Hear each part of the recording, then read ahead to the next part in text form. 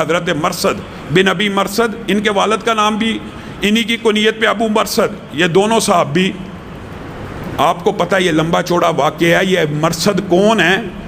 گناہ کی زندگی میں آلودہ ہیں، گناہ کی زندگی گزاری۔ عرب کی مشہور ایک عورت، ان کے ساتھ ان کا محبت کا معاملہ تھا۔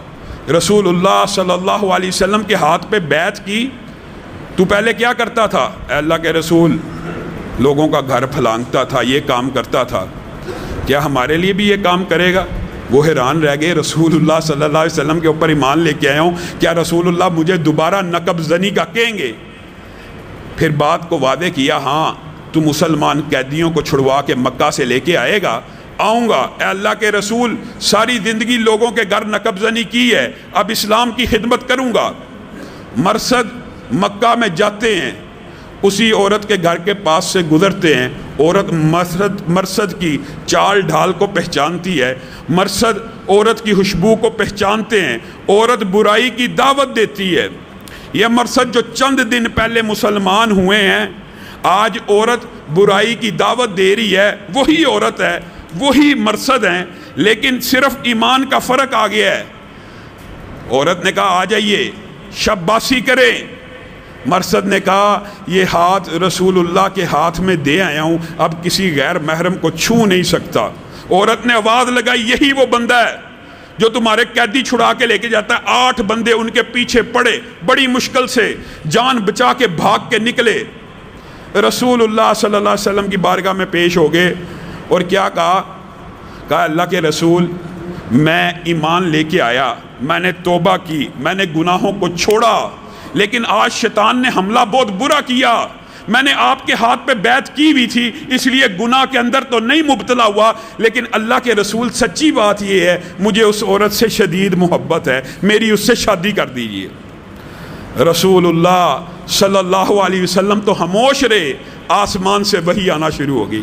یہ مرثد جو تھوڑے دن پہلے گناہگار تھا، توبہ کی، ایمان کو قبول کیا، آج جب تک قرآن کا ایک قاری بھی زندہ ہے، مرثد کا نام زندہ رہے گا۔ الزانی لا ینکح الا الزانیہ، مرثد کے لیے اللہ نے آسمان سے، عرش کی بلندیوں سے آیت نازل کی، اے مرثد، جو زانیہ ہوتی ہے نا، اس کی شادی زانی سے ہونی چاہیے، تو ایمان لے کے آ گیا ہے، اب تیرا نکاح مومنہ سے ہوگا، کسی زانیہ سے نہیں ہوگا۔ یہ ایک لمحہ انسان کو ولایت کی کیسی سیڑھیاں طے کرواتا ہے۔ ایک کچھ دن پہلے ہی کیا عالم ہے، گناہگار ہیں، گناہوں میں لتھڑے ہوئے ہیں، اور کچھ دن کے بعد اللہ کی بارگاہ میں آ کے توبہ کر لی ہے۔ اللہ نے قرآن میں آیتیں بھی نازل کر دی ہیں، ایک دم ولی اللہ کیا صحابیت کے بھی اعلیٰ درجے کے اوپر فائز ہو گئے ہیں۔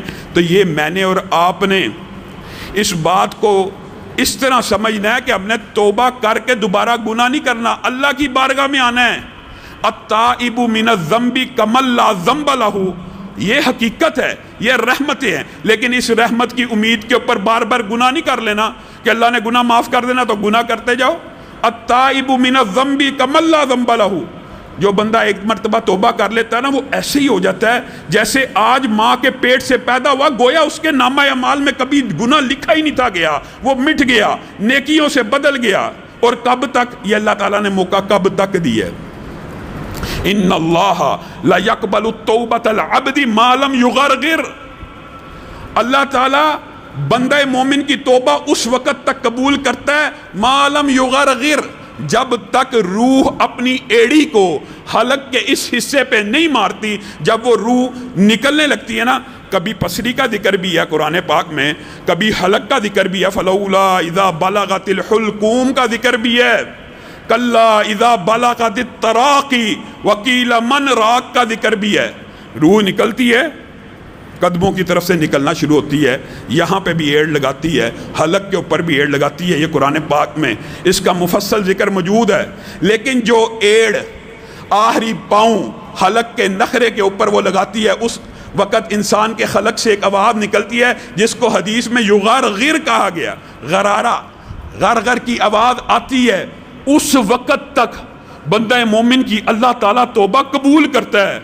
اسی وجہ سے بعض روایات کے اندر یہ بات آتی ہے کہ جس ٹائم فرعون نے پانی کی لہر میں ڈوبنے لگا نا، تو اس وقت اس کے منہ سے یہ الفاظ نکلے، میں موسیٰ اور ہارون کے رب پہ ایمان لے کے آتا ہوں۔